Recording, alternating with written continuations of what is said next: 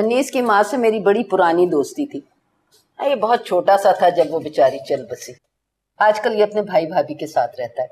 उस दिन मेरा सामान उठा के लाया था ना, तो बातों बातों में बताया कि केबल का काम कर रहा है आजकल, इसलिए बुलाया था उसे। अरे हाँ, ये अपना कार्ड देकर गया है, इसे तुम रख लो संभाल के, मुझसे तो कहीं गुम ही जाएगा। कह रहा था इस पे उसके दोनों मोबाइल नंबर भी हैं। ये सुरैया और यूनुस अभी तक नहीं आए। जी काफी देर हो गई है। भाई ये सुरैया जो है ना, घूमने फिरने की बड़ी शौकीन है, हाल से बेहाल है, लेकिन मियाँ की रस्सी खींचे खींचे घूम रही है। और वो हमारे साहबजादे को देखो, जोरू के गुलाम बने हुए।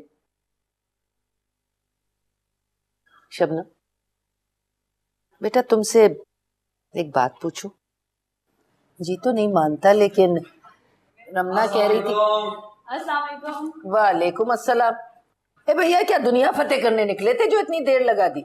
आपके होने वाले पोते की शॉपिंग करके लौटी मोहतरमा। कोई शॉप नहीं छोड़ी मोहतरमा ने। पता नहीं क्या अनोखा लेना चाह रही थी अपने होने वाले सपूत के लिए। खुद भी थक गई, मुझे भी थका दिया। भाई पहली औलाद पे ऐसे ही होता है, यही चाव चोचले होते हैं। तुम भी मेरी पहलोठी की औलाद थे ना। मैंने भी बहुत जोश खरोश से तैयारियां की थी, लेकिन भाई वो सादगी का जमाना था। हमने तो सारी तैयारी घर में बैठ के की थी। आजकल की फैशनेबल लड़कियों की तरह बाजार की खाक नहीं छानते थे। क्या हो सुरैया? चक्कर आ रहे हैं। अरे भैया ये देख लो, कर लो शौक पूरे। आओ पकड़ो, कहीं गिर गिरा गई तो मुसीबत हो जाएगी। ले जाओ इसे कमरे में, जूस लेके आ रही हूँ मैं। ये तो हालत है इनकी है। खान पान सी लड़कियां बाजारों में घूमेंगी, मुसीबत कर देती हैं आके।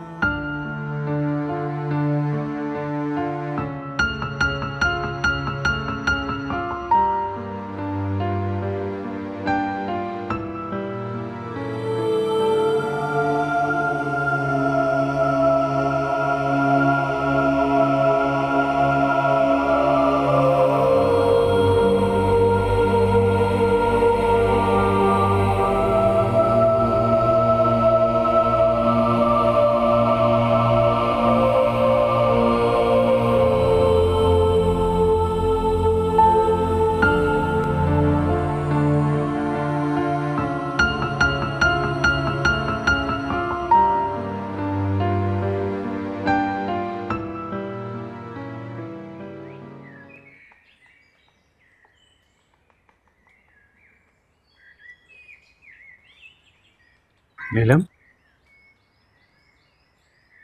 आप यहाँ क्यों आए?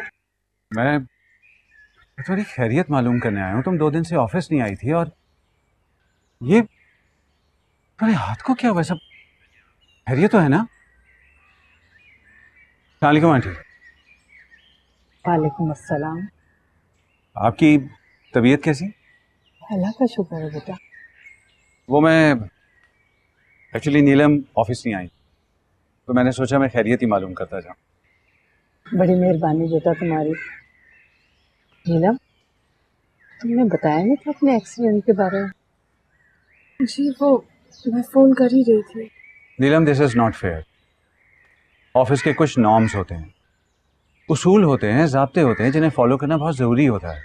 तुम्हें मुझे अपने एक्सीडेंट के बारे में इन्फॉर्म करना चाहिए था। क्यों आंटी, ठीक कह रहा हूँ ना मैं? इंसान एक फोन ही कर देता। Sorry sir. बेटा बैठो, मैं चाय भिजवाती हूँ। नहीं नहीं आंटी, तकल्लुफ की कोई ज़रूरत नहीं है। तकल्लुफ कैसा?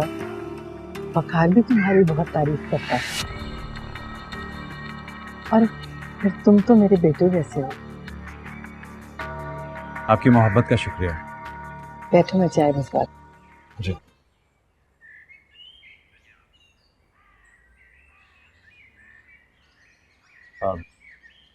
तुम नहीं दोगी शुक्रिया का मौका? मैं तो रिजाइन करने के बारे में सोच रही थी। व्हाट? मैं मानता हूं मुझसे गलती हो गई। मैं अपनी गलती की तलाफी करना चाहता हूं। हम कहीं बाहर बैठकर बात नहीं कर सकते? आहिस्ता बोलें, कुछ सुन लेगा। कल ऑफिस आ रही हो ना? अस्सलाम वालेकुम। वालेकुम सलाम। कैसी हो रेशू? मैं बिल्कुल ठीक ठाक, लेकिन आपको कैसे पता मुझे घर में सब रेशू कहते हैं? है एक घर का भेदी। अच्छा, मैं आपके लिए चाय लाई हूँ, आप बैठिए। Please, thank you.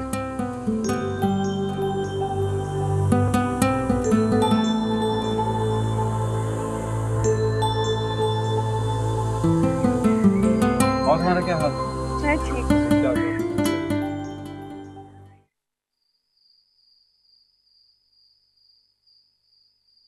मैंने कब मांगी है तुमसे वजाहतें? तुम्हारे दिल की कैफियत को समझ सकता हूँ। अगर मैं दिल में तुम्हारे लिए दीवानगी महसूस कर सकता हूँ तो तुम भी तो कर सकती हो ना। देखो देखो कैसे जज्बों ने तुम्हें सब कुछ कहने पर मजबूर कर दिया। मजबूर कर दिया तुम।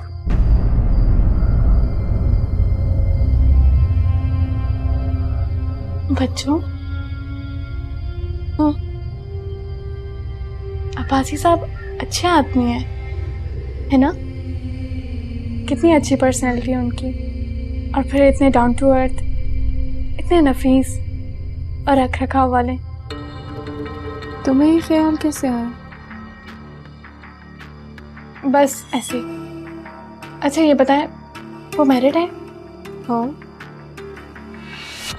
तुम क्यों पूछ रही हो? नहीं, ऐसी ही। मुझे लगा जैसे खैर जाने दें। अगर वो मैरिड है तो फिर बात करने को कोई फायदा नहीं।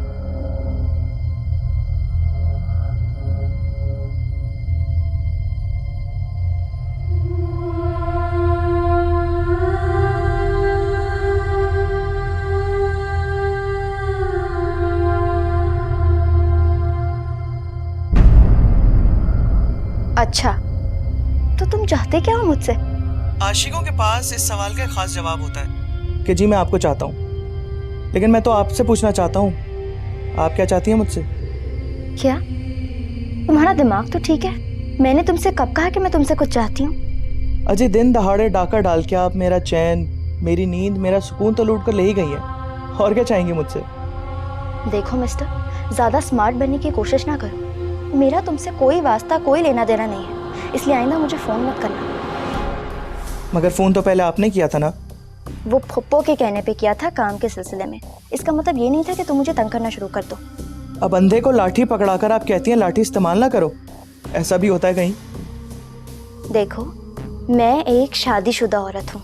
तो क्या तलाकें नहीं होती दुनिया में? क्या? भाई देखें, मैं एक एडवेंचर पसंद लड़का हूँ।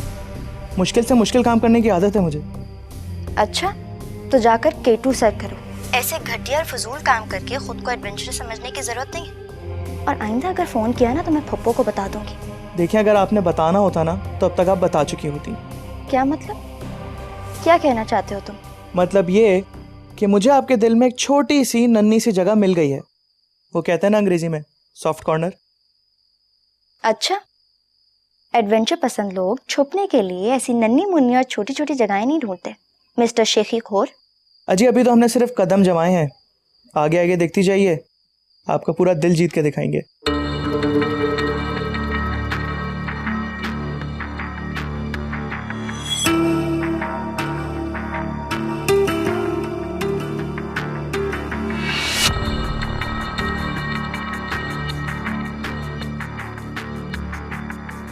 आपने अब तक उसे घर में रखा हुआ है? भेजा क्यों नहीं? यूसुफ से कहिए ना उसके हाथ में तलाक के कागजात थमाए और उसे रवाना करे। रमना, हालात ऐसे हैं जैसे बेनथा बैल, सरकश घोड़ा, जिसे काबू करना नामुमकिन हो गया है। अम्मी, वो मेरा घर उजाड़ने के लिए तैयार बैठी है और आप मिसालों और तजबियों में उलझी हुई हैं। फयाज उसके प्यार में बावले हो रहे हैं। रोज बरोज उनका रवैया मुझसे बदतर होता चला जा रहा है। धोबी अपने कुत्ते से भी ऐसा ना करता होगा। यूसुफ उसे तलाक देने पे आमादा नहीं है। शबनम के हाथ पैर जोड़े तो उसने साफ साफ जवाब दे दिया कि वो घर छोड़कर कहीं नहीं जाने वाली। अब बताओ, मैं उसका हाथ पकड़कर बाहर तो नहीं निकाल सकती। चोटी पकड़कर निकाल बाहर करे बेगैरत को। उससे कहिएगा डायन भी साथ घर छोड़ देती है। उसे शर्म नहीं आती है गुल खिलाते हुए? किसका घर उजाड़ रही है वो? मेरा? अपनी फूफी साथ बहन का, अपनी बचपन की सहेली का। रमना, तुम उसके लिए सिर्फ यूसुफ की बहन हो, वो तुमसे नहीं यूसुफ से इंतकाम ले रही है। तो आप बता क्यों नहीं देती यूनुस और यूसुफ को? क्या बताऊं? आंखों देखी कानों सुनी, कुछ हो तो बताऊं ना। तुम्हारे इस बेतबार और बदजुबान शौहर की बातों पे यकीन करके उसे घर से नहीं निकाला जा सकता। अम्मी जी। अच्छा,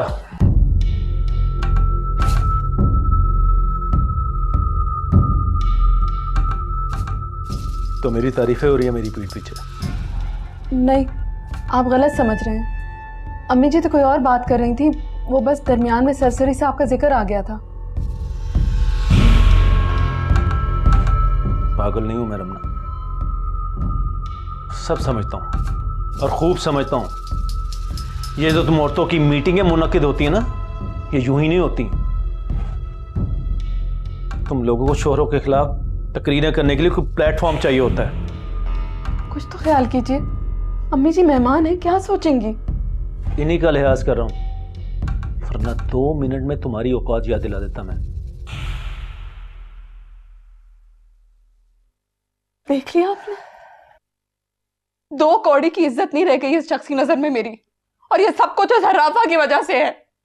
जब भी मुझसे बात करते हैं ना, ऐसे ही बात करते हैं। शुक्र करो कि शबनम तलाक लेने पे आमादा नहीं है। अभी तो बकरी बनी खूंटे से बंधी हुई है। तलाक के बाद आजाद हो गई ना, तो जंगली हिरनी की तरह कलाचे भरती फिरेगी चारों तरफ।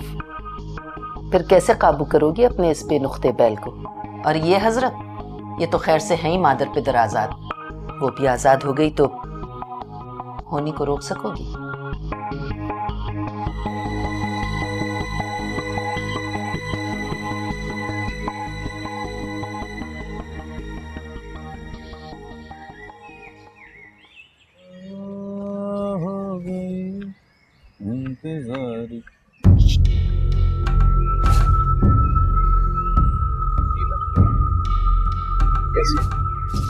अरे नीलम परी, नीलम, अरे बच्चों चाय।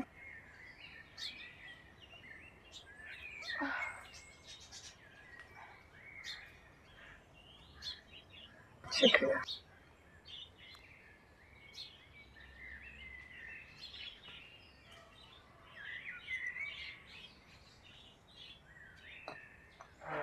नीलम ऑफिस क्यों नहीं जा रही?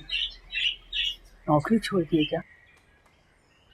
ऐसा तो कुछ नहीं है, वो एक्सीडेंट होने की वजह से शायद कुछ और दिन आराम करना चाहती हैं। 6 तारीख होने को आई है, दूध वाला तकाजा कर रहा है, कभी चौकीदार दरवाजा खटखटा रहा है। तनख्वाह घर में आए तो सुकून मिले।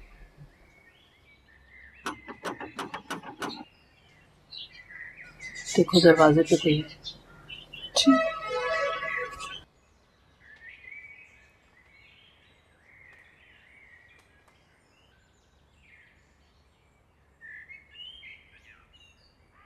सिर्फ तुम्हें चाहता हूँ नीलम, और तुम ओके समझती ही नहीं। जिस तरह तुम मुझे देख कर भागी, क्या समझती कि तुम मुझसे बच जाओ?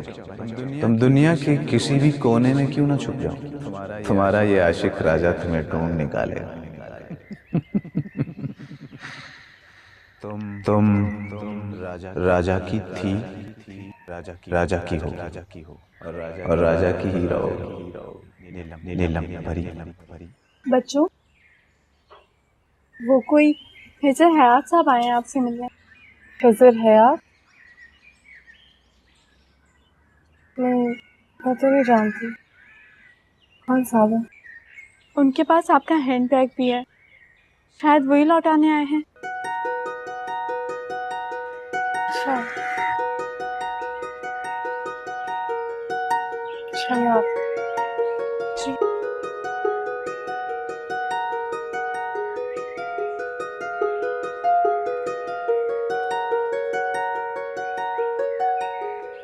अस्सलाम वालेकुम। वालेकुम सलाम। बैठिए। Thank you.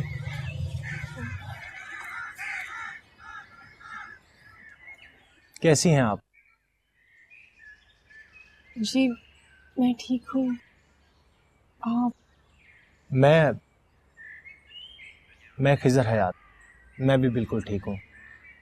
उस दिन आप ऐसे खौफज़दा होकर भाग गई कि मैं खुद से शर्मिंदा हो गया। मुझे अंदाज़ा ही नहीं था कि मैं इतना खौफनाक हूँ।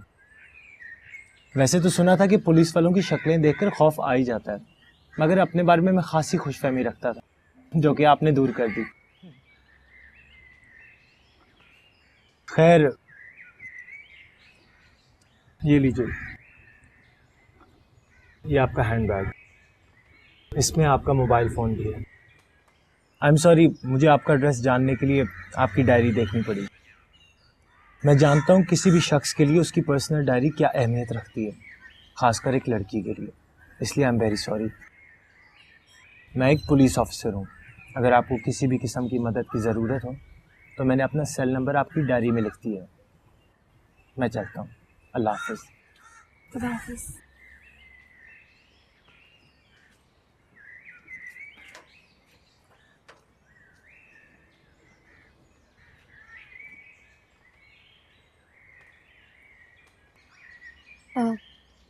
फुप्पो, मैं ज़रा बुक शॉप तक जा रही हूँ, बोर हो रही थी, सोचा कुछ नॉवेल्स ही खरीद लूँ। अच्छा ठीक है। ठहरो, मैं जरा अपनी चादर ले आऊं। क्यों? भाई मुझे भी कुछ चीजें लेनी है ना, साथ चलूंगी तुम्हारे। लेकिन फुप्पो, बुक शॉप काफ़ी दूर है, आप थक जाएंगी। अरे तो कर लेंगे रिक्शा टैक्सी। नहीं फुप्पो, मेरा वॉक करने का मूड हो रहा था। तो मैं भी कर लूंगी वॉक शाक। तुम ठहरो, मैं चादर लेके आ रही हूं।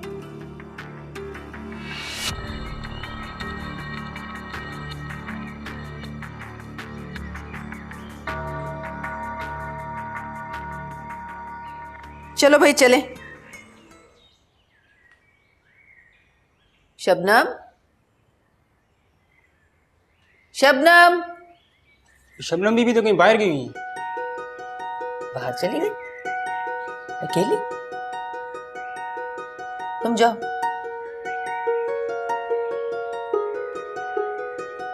चली?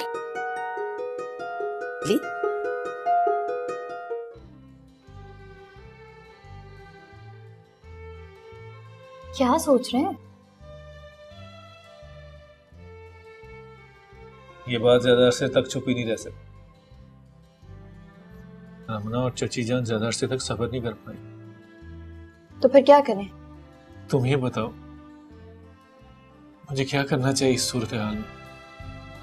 हाल तो मैंने रमना को काबू किया हुआ, लेकिन कब तक? देखें, ये तो मुकम्मल तौर पर आप पे डिपेंड करता है कि आप क्या डिसीजन लेना चाहते हैं। आपको रमना, मोमना, अपने होने वाला बच्चा, बाकी सब घर वाले अजीज हैं, या फिर मैं? ये फैसला आज, अभी और इसी टेबल पर कर लें। और अगर आप इस मामले को आगे बढ़ाना नहीं चाहते ना, तो मेरी तरफ से हमेशा हमेशा के लिए टाटा और गुड बाय। शब्बो, देखें, आइंदा कभी मुझसे टकराने की, मुझसे मिलने की या बात करने की कोशिश मत कीजिएगा। एक बात आप अपने जहन में बिल्कुल क्लियर कर लें, अगर मुझे अपनाना चाहते हैं तो रमना को तलाक देना होगी आपको। मुझे समझ में नहीं आ रहा मैं क्या करूं। देखें, मैं आपको ये बिल्कुल नहीं कहूंगी कि आप घर जाएं, सोच समझकर फैसला करें, क्योंकि सोचने और समझने का तो बहुत वक्त दे दिया ना मैंने आपको। अब तो आर या पार का मरहला है।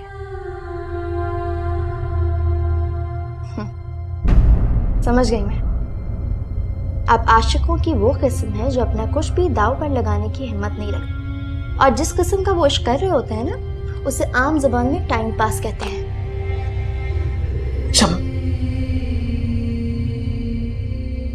बैठो तो सही, ये थोड़ा सा तो वक्त और दो ताकि मैं इस सूरत हाल पर मजीद गौर करूं। तो अब तक क्या कर रहे थे आप? जिस रमना की खामियां और बुराइयां गिनवाते हुए आपकी ज़बान थकती नहीं थी, आज उसे छोड़कर मुझे अपनाने में इतनी देर? अरे रमना जाए भाड़ में, मुझे तो सुरैया और मोमिना का ख्याल है। ये इश्क नहीं आसान, बस इतना समझ लीजिए, एक आग का दरिया है और डूब के जाना।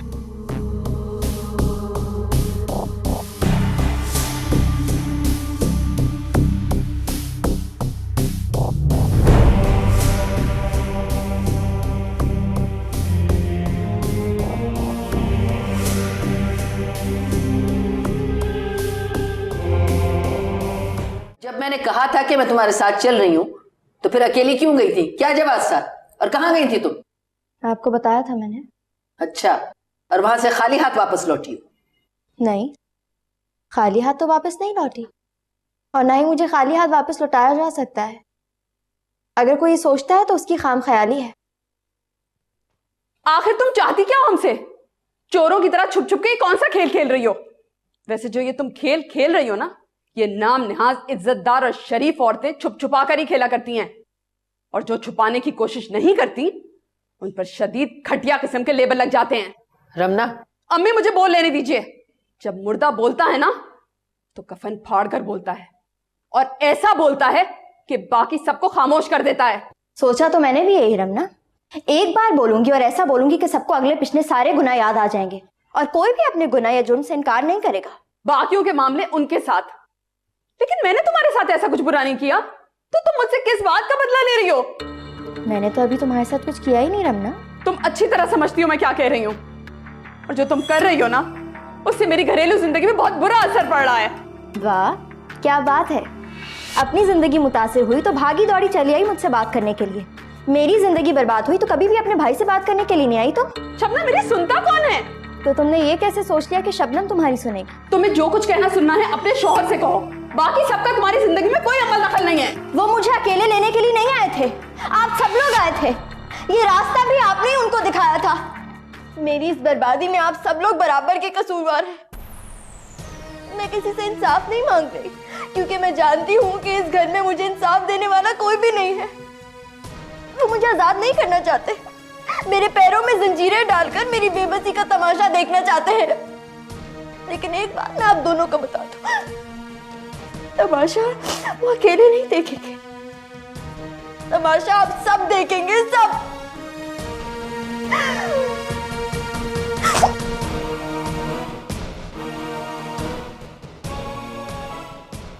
रमना, ये तो सचमुच पागल हो गई।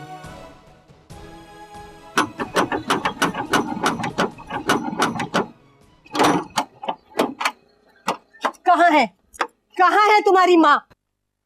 अरे तुम दोनों माँ बेटियां क्या समझ रही थी? मेरे राजा को काले पानी की सजा हो जाएगी?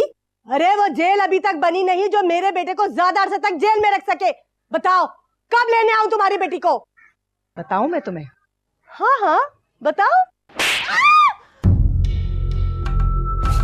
तुमने मुझे मारा? मुझे मारा? भूल गई कैसा रो रही थी, तड़प रही थी तू अपनी इस बेटी के लिए?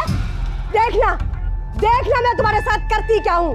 अपने बेटे राजा से कहूंगी कि तुम्हारी बेटी नीलम को उठा कर लाए दिन दहाड़े और रखे अपने साथ। और ये हाथ जो तुमने मुझ पर उठाया है ना, यही हाथ जोड़ती और यही नाक रगड़ती तुम आओगी मेरे दरवाजे पर जिंदगी की भीख मांगने मुझसे। देख लेना। अम्मी जी अब क्या होगा? अम्मी जी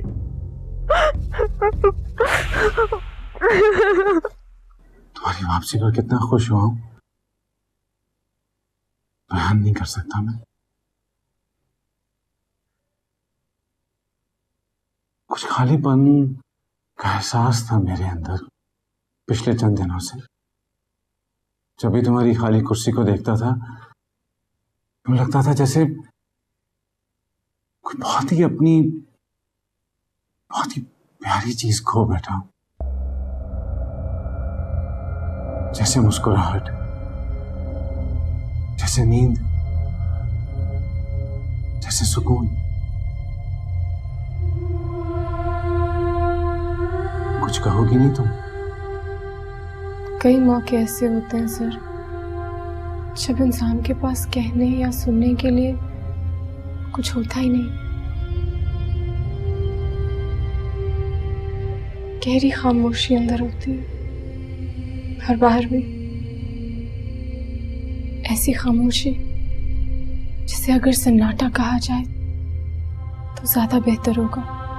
अगर तुम मेरी माजरत कबूल कर लो तो बहुत कुछ है हमारे पास कहने सुनने को। तुमने शादी की बात की थी, मैंने तुम्हारा प्रपोजल एक्सेप्ट कर लिया था। आगे प्लान करने के लिए नीलम बहुत कुछ है हमारे पास। सर मैंने जो बात की थी उसकी बुनियाद मजबूरी थी। प्रपोजल इब्तिदा से इंतहा तक मेरी मजबूरियों की दास्तान थी सर। लेकिन आपने उसे जो समझा, जिस तरह देखा, उसके बाद बेहतर यही होगा सर कि हम इस मौजू पर मजीद बात ना करें। मैंने कहा ना मैं शर्मिंदा हूं। आप शर्मिंदा हैं अपने किए पर, अपने इरादों पर, अपनी नीयत पर, लेकिन मेरी मजबूरी को आप सही तरह नहीं समझ सकते। मैंने बहुत सोचा कि अब इस ऑफिस में आपके साथ, आपके सामने बैठकर काम करना शायद नामुमकिन हो मेरे लिए। बहुत सोचा कि अपनी रेजिग्नेशन भेज दूं, लेकिन फिर वही मजबूरी।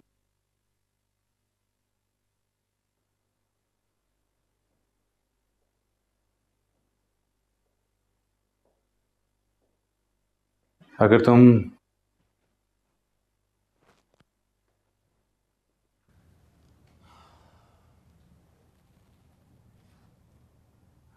इतनी बदगुमान हो ही चुकी हो तो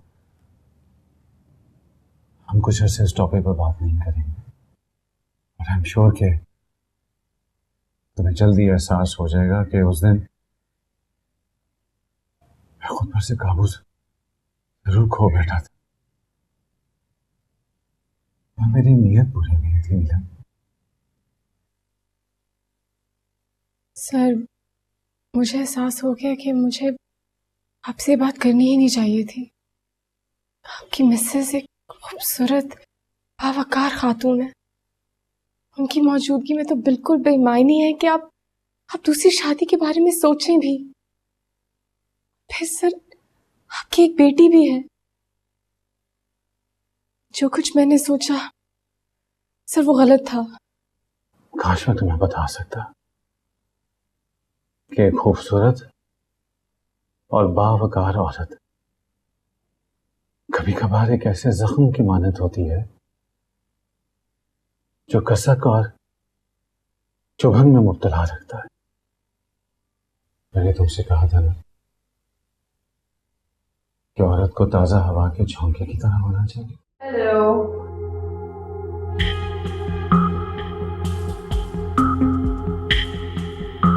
मेरा आना काफी अनएक्सपेक्टेड होगा आप दोनों के लिए, है ना? मिस नीलम, इस फाइल की कॉपी करके मुझे फौरन ईमेल कर। इशराशन, समझ गई हैं ना? जी सर।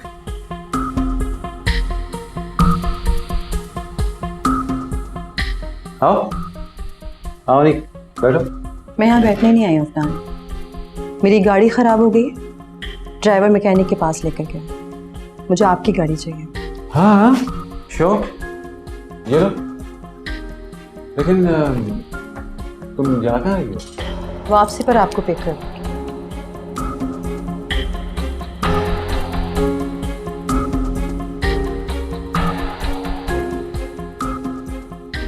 सोचा था जुल्फी कि तुम अपनी ज़िंदगी में इतने खुश और मुतमईन होगे कि ना तुम्हें अपनी माँ याद रहेगी, ना अपना घर, ना बहनें। तो हम भी तुम्हें कभी आवाज़ नहीं देंगे, किसी बात के लिए तुम्हें परेशान नहीं करेंगे। मगर मैं हार गई, तुम्हारी माँ हार गई, उसकी अना, उसकी खुददारी हार गई।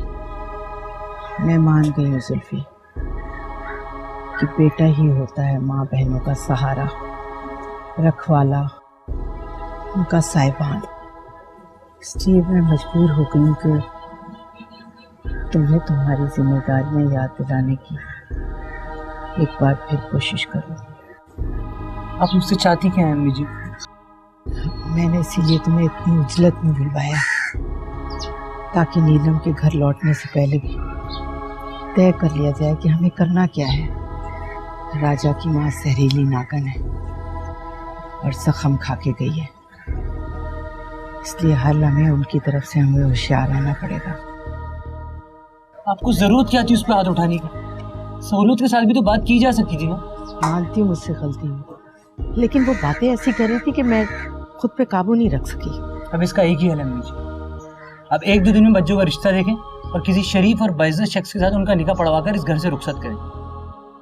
मेरी अपनी भी यही ख्वाहिश है, लेकिन पहली बात तो ये कि इतनी जल्दी बाइज्जत शख्स लाऊं कहाँ से, और दूसरी ये कि नीलम इस घर की वाहिद कफील है और रेशम अभी बहुत छोटी है, ना ही वो नीलम की तरह हौसले वाली और बहादुर, और ना ही बासलाहियत और ज़हीन। फिर क्या किया जाए, आप ही बताएं। कुछ अरसे के लिए तुम हमें अपने साथ ले चलो बेटा। जी? नीलम की शादी तक हमें अपने घर में रख लो, फिर मैं और रेशम अपना कोई ठिकाना ढूंढ लें। इस घर को फरोख्त करके रकम बैंक में रखवा देना, हम माँ बेटी उसी में गुजारा कर लिया करेंगे। ये घर कैसे सेल हो सकता है मुझे? इस घर का वारिस मैं हूँ उसूली तौर पर। बेटा ये कानूनी वारिस होता है बाप की जायदाद का। क्या वारिस और कानून? खूब जुल्फी खूब, तो तुम्हें घर के नाम पे विरासत याद आ गई, अपना बेटा होना याद आ गया। जब इस घर की गिरती दीवारों को एक बेटे के कांधे और उसके सहारे की जरूरत थी, तब कहाँ था बेटा होने का गुरूर? तब कितने इत्मीनान से तुमने अपने कांधों का बोझ इस घर की बेटी के कांधों पे मुंतकिल कर दिया था। अब विरासत और कानून याद आ रहा है। आप मेरी बात का गलत मतलब ले रही हैं। मैं तो सिर्फ कानूनी नुक्ते की बात कर रहा था। और फिर आपको भी कैसे ले जाऊं अपने साथ? ससुराल वाले क्या सोचेंगे मेरे खानदान के बारे में? ससुराल में मेरा सिर्फ इतना ही तो भरम है कि मेरे पास एक प्रॉपर्टी है इस घर की शक्ल में। खैर आप फिक्र ना करें, मैं देखता हूँ उस राजा वाले मामले में। मेरे ससुर का काफी असर रसूख है, बात करता हूँ उनसे। ये टालने वाला मामला नहीं है जुल्फी। आप फिक्र ना करें, मैं आज ही बात करता हूँ उनसे।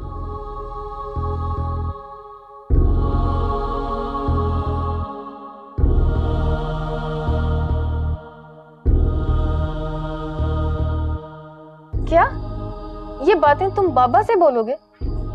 क्या सोचेंगे वो तुम्हारी फैमिली के बारे में? वैसे भी बाबा इसमें क्या हेल्प कर सकते हैं? ये तो सीधा सीधा पुलिस केस है।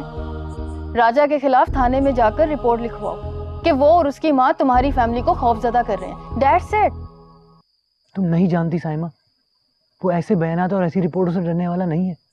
उसके सियासी तंजीमों से राब्ते हैं, महल्ले में कोई उसके खिलाफ चूं भी नहीं करता है। तो मान लो ना उसकी बात, कर दो ना अपनी बच्चों की शादी उससे। वैसे भी काफी सपोर्टिव साबित होगा तुम्हारी फैमिली के लिए। तुम्हारा दिमाग तो ठीक है। मेरा दिमाग बिल्कुल ठीक है, लेकिन तुम भी अपना दिमाग जरा ठीक ही रखना। कहीं माँ और बहनों की मोहब्बत ज्यादा जोश मारे और तुम उन सबको लाकर यहाँ पर बिठा दो। पहले ही मैं और तुम मामा बाबा पर डिपेंड कर रहे हैं, ऐसे में। अच्छा ठीक है, इतना भी पागल नहीं हूँ, मैं समझता हूँ सब कुछ। पता नहीं जुल्फी, तुम्हारे ये फैमिली प्रॉब्लम्स कब सॉल्व होंगे? हर वक्त एक तलवार लटकती रहती है मेरे सर पर।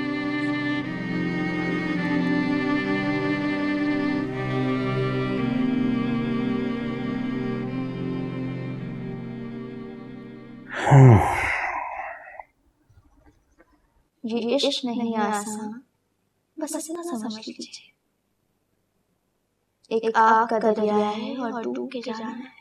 आपको रमना मोमना अपने होने वाला बच्चा, बाकी सब घर वाले अजीज हैं, या फिर मैं।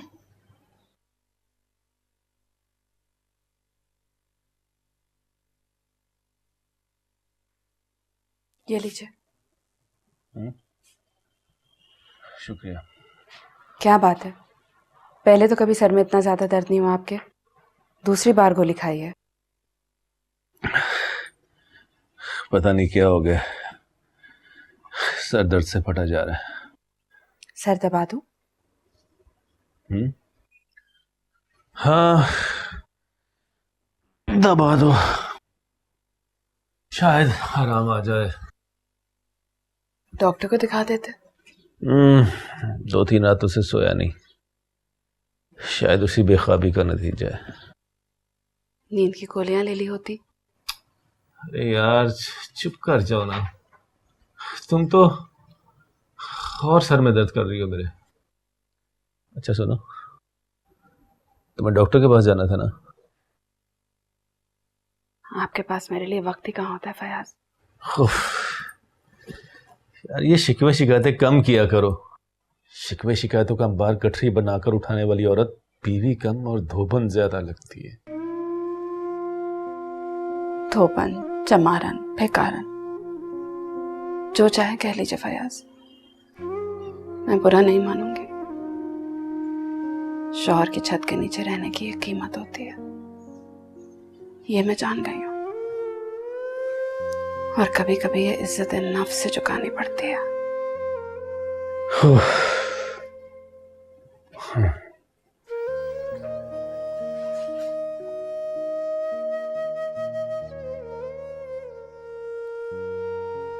मेरे ख्वाबों का